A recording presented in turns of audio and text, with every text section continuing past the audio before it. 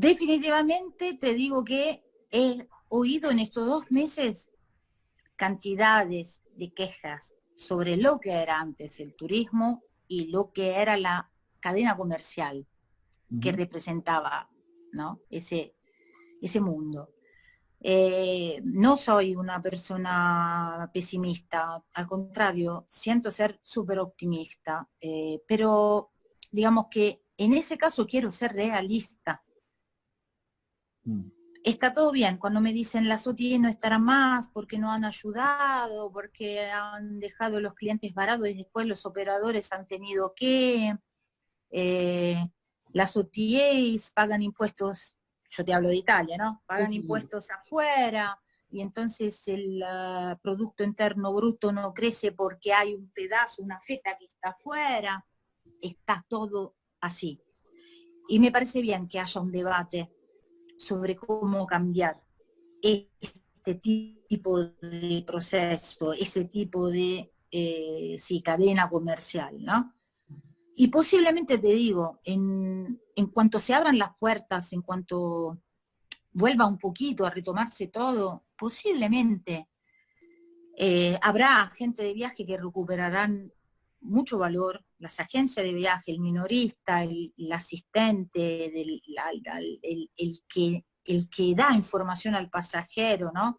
La venta online será reducida de viajes, porque en principio estaremos todos más interesados en confiar en alguien que nos mira en la cara y nos dice, tranquilo, el hotel donde vas tiene un protocolo sanitario apto, el bus que tomarás es un bus que está limpio y está también puesto en una situación de seguridad.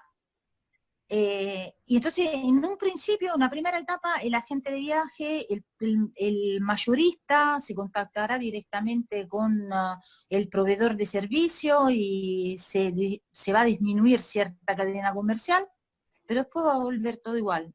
¿Pero por qué? Porque las OTAs, algunas seguirán, otras no, pero la mayoría de las grandes OTAs no tienen dueños, tienen financiadores atrás. Entonces yo estoy súper convencida que a lo mejor el target to activities podrá disminuir en la oferta de una OTA, pero la hotelería seguirá pasando a través de ello. Porque son los mismos hoteleros, y no quiero ofender a nadie, pero son los mismos hoteleros que se van a bajar los calzones en cuanto esto vuelva a abrir. Porque van a tener que tener una ocupación que no es del 50%, sino del 80-90%. Pero la economía va a entrar en un ciclo muy negativo. Y yo no estoy para nada de acuerdo que digamos todo lo que había no sirve y hay que cambiarlo todo. No, no. Primero vamos a arrancar con los puestos de trabajo que hay que crear y con la economía que hay que crear. No es momento de decir hay demasiados turistas, es momento de decir hay que salvar la economía. Pero sí hay que replantearse el futuro y es el momento de hacerlo. Cuando yo los que dicen cambiemos todo ahora diría mucha prudencia, que lo nuevo se florecerá, pero las semillas tardan tiempo en crecer. No nos quedemos sin frutos, porque metal es el árbol que ya tenemos ahora, esperando que crezca uno nuevo que dará frutos dentro de 15 años. Por lo tanto, seamos realistas, es lo primero que yo quiero decir. Sin embargo, también hay otras cuestiones que es bueno para la reflexión. Por ejemplo, los grandes dramas históricos, los momentos históricos han supuesto cambios brutales entre antes y después. Y si sabemos que hay una serie de problemas en el turismo, es el momento de abordarlos. Pero creo que un equilibrio de las dos cosas. No podemos el árbol que nos da de comer por el árbol del mañana.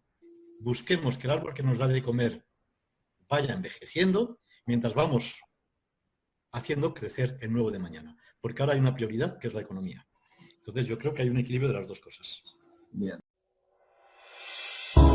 Evidentemente, a corto y a medio plazo, mientras no se descubra una vacuna para la enfermedad, las prioridades de la gente, por miedo, por poca disponibilidad en plazas aéreas, por falta de recursos, por cierre de fronteras, por cuarentenas, etcétera, la gente utilizará el turismo interior y eso pues es una cuestión muy nueva para no para nosotros, sino para todo el mundo que como nosotros nos dedicamos a la turoperación internacional, tanto por Europa como Medio Oriente o Lejano Oriente, etcétera, etcétera. Sí significa que tenemos que rever las contrataciones con los hoteles y las contrataciones con los autocares. Y por supuesto, cuando salgan las normas de la Unión Europea, tendremos que ver cuántas personas pueden viajar en un autocar, porque seguro que vendrá, como en la aviación también han dicho, pero no lo han puesto en práctica, han dicho que un asiento libre por cada lado del otro y no sé qué, no sé cuánto. Bueno, eso significa que o tenemos que ajustar mucho los costos o tenemos que sacar precios más altos, si es así, ¿no? De que el 50% del autocar. Pero no nos preocupa mucho porque al final se hará como siempre, es decir, cuando haya una vacuna y vuelva la gente a tener interés en viajar, pues tendremos que hacerlo como siempre, a lo mejor con menos plazas en el autocar, pero no con la mitad del autocar, porque si no, sí, no podría viajar la gente.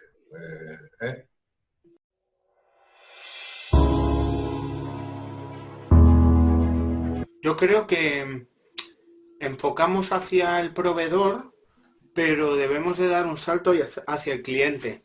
El cliente en esta crisis se ha visto y se ha dado cuenta, y así lo dicen los estudios, de que al tener un asesor, agente de viajes, una persona, un contacto, al que haya podido reclamar ese vuelo de cualquier aerolínea para que se lo reembolsaran, al poder tener una persona que le ha ayudado a mover una reserva sin ningún tipo de gasto, el cliente va a solicitar o va a volver a solicitar ese tipo de servicios que dan el valor añadido por esa parte de la cadena, con lo cual nosotros los intermediarios que podemos entrar en la misma nos tendremos que adaptar al cliente y será el hotel el que también se tenga que adaptar al cliente.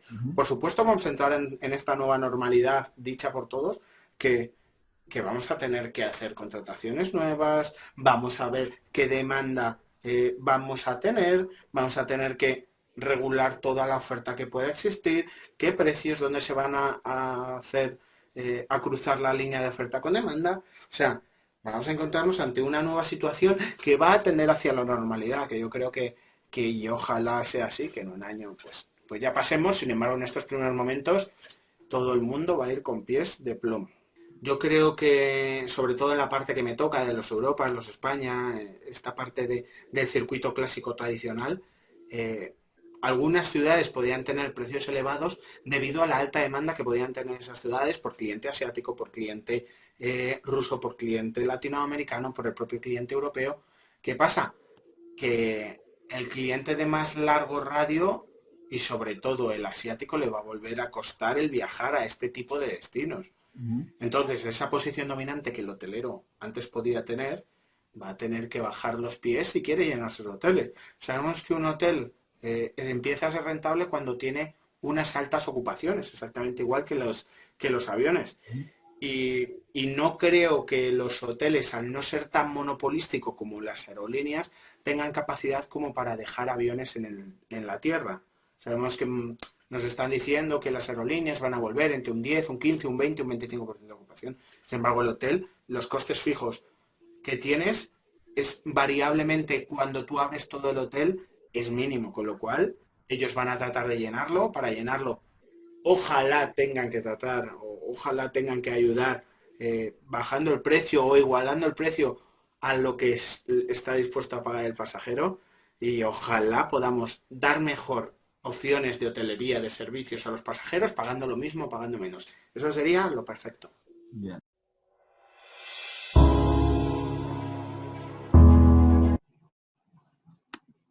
Bueno, ¿qué cambios qué cambios nos gustaría ver y qué cambios creemos que van a haber? Para mí, yo creo que ya hace un par de años que estamos siendo advertidos de los peligros del overtourism, ¿no? O del sobreturismo, de amar nuestros destinos hasta la muerte. Y ya en los últimos años la experiencia de visita a Machu Picchu se ha ido degradando, ¿no? Por las largas colas, por la aglomeración de las personas. Entonces creo que este es un buen momento para redefinir el éxito del turismo, ¿no? Nuestra industria siempre ha sido orientada hacia el crecimiento de números. Entonces el éxito de una campaña turística es más turistas, ¿no? Y de repente ese no es realmente lo que deberíamos buscar, simplemente más y más y más, sino una mejor experiencia para las personas que vienen y una mejor calidad de vida para los peruanos que recibimos a los turistas, ¿no? En vez de proliferar una guerra de precios donde simplemente se atiende a un gran volumen de personas, pero por muy poca ganancia. Eso realmente no creo que es un modelo exitoso que deberíamos seguir impulsando, ¿no? Más bien este es un buen momento para hacer una pausa, para poder acelerar los procesos de formalización de la industria, ¿no? Tanto a nivel de las empresas, los operadores, incorporar, ahora por necesidad se van a tener que incorporar medidas de seguridad y de bioseguridad, pero también deberían incorporarse medidas de sostenibilidad, ¿no? Ya la degradación de los paisajes, la degradación de los atractivos turísticos ya no es aceptable.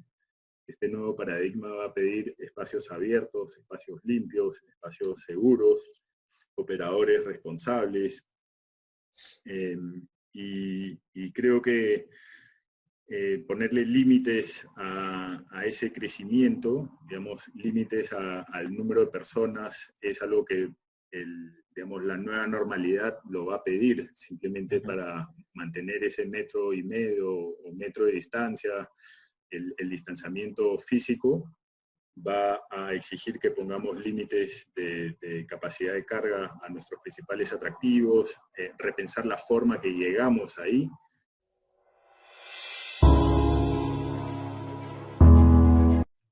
Bueno, yo creo que muchos hablan del turista interno, que va a ser el primero que se va a reactivar. Pero hay que ser realistas que nosotros en el Ecuador, al turista interno le grabamos un IVA, al extranjero no. Entonces, para mí sería fundamental que este IVA sea retirado para el turista nacional, que sea un motivante, y no solamente en operación turística, sino en restaurantes. Otros países ya lo han hecho, han bajado su IVA.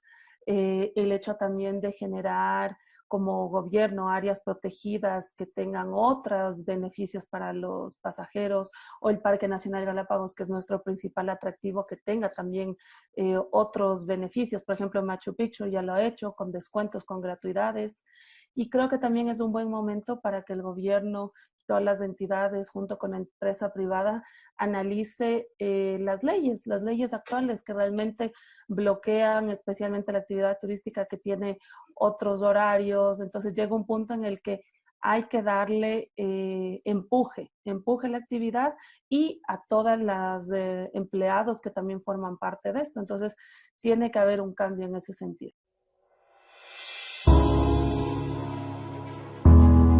El tema lo he seguido un poco por las noticias, lo que pasó entre las OTAs y los hoteleros. Eso, por lo que leo, no es solamente un tema en Argentina.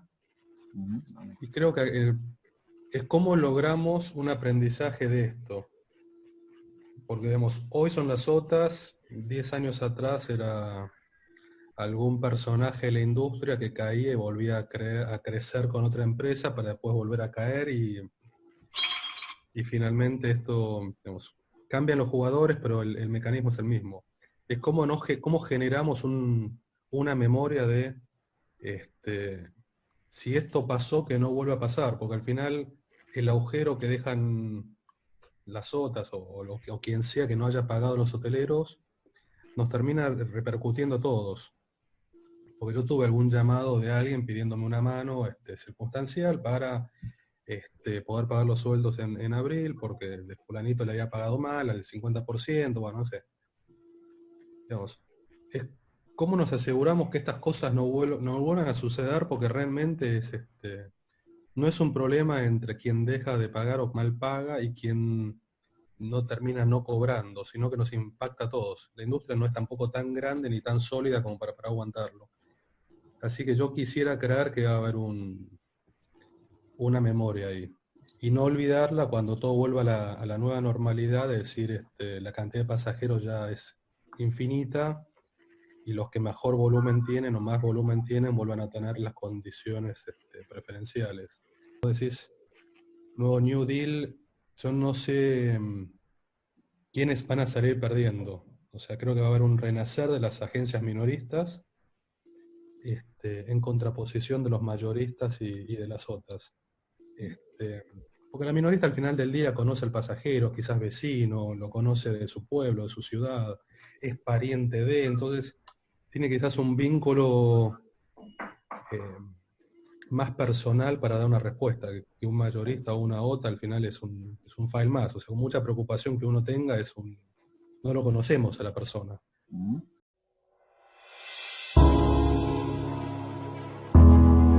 Esta experiencia que estamos viviendo nos está enseñando a que hemos descuidado mucho el mundo. El mundo nos estaba pidiendo un respiro, y muchas veces el turismo es depredador. El turismo también maltrata la naturaleza, también maltrata nuestros grandes monumentos, y porque el turismo masivo llega a ser destructor, ¿no? Entonces, creo que ahora vamos a ser más conscientes de la naturaleza, vamos a ser más conscientes de la salud, y retomando cuando las torres de Nueva York, las Torres Gemelas, cuando se retomó el turismo, todo fue enfocado hacia la seguridad. En esta ocasión todo va a ir enfocado hacia la salud, hacia la protección, hacia el turismo menos masivo, de bajo impacto. Todo va a ser más hacia lo espiritual, hacia la salud, hacia lo religioso, porque creo que si esto no nos sirvió para hacer un análisis de nuestra vida, no solamente de nuestro trabajo, sino de nuestra vida en general, pues no valió la pena, ¿no?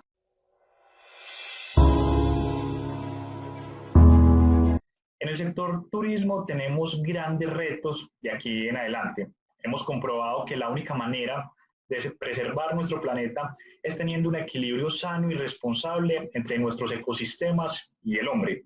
Para ello debemos de hacer protagonista el turismo natural. Personalmente, para mí es el mejor de todos, de este tipo de turismo, pero donde seamos incluyentes directos e indirectos con las comunidades, con nuestros ecosistemas, y así poder generar un turismo de bienestar, que es lo que todos vamos a soñar de aquí en adelante. Pero no solo bienestar para con el viajero, sino en primera instancia generar bienestar para los territorios que se van involucrados en la generación de la práctica del turismo. Cuando te comparto de hacer un turismo incluyente directo e indirectamente, es que no necesariamente tenemos que ser incluyentes con las personas que participan en la cadena de esa producción de nuestra generación de productos, sino que también debemos de ser incluyentes en el cuidado y en la conservación de los entes territoriales o de los ecosistemas a los cuales estamos visitando o a los cuales estamos interviniendo.